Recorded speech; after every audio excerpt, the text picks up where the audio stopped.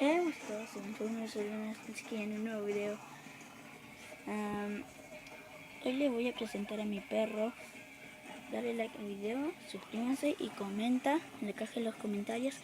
Y dale a la campanita y activan las notificaciones para recibir un nuevo mensaje de mis nuevos videos.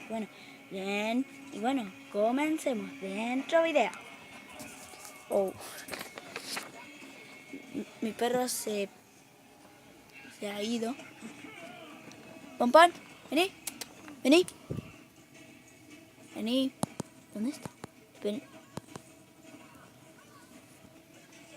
Voy a cortar esta parte aquí. Ya estamos aquí de vuelta. Acá está mi perro. Ahí te quedas. Ahí, quieto. Acá está mi perro. No sé cuántos años tiene. Se llama Pompón. Y es muy tierno. Miren su carita de tierno.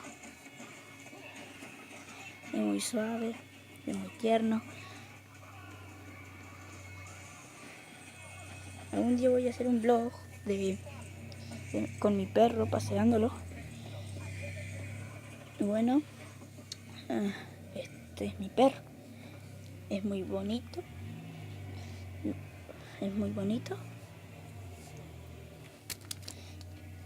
Siempre quiere jugar conmigo. Para, Pompón. Para, niño. Miren.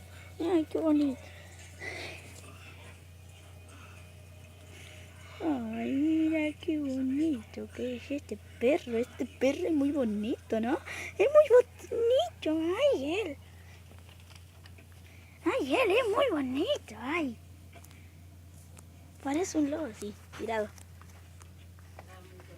Deja mi titito, deja. Deja mi titito. Miren, ¿no creen que es muy tierno? Miren, me está mordiéndome. Ahí está. Y bueno, chicos, espero que les haya gustado el video. Suscríbanse, dale like y comenten en la caja de los comentarios. Bueno, nos vemos. Hasta la próxima. Bye.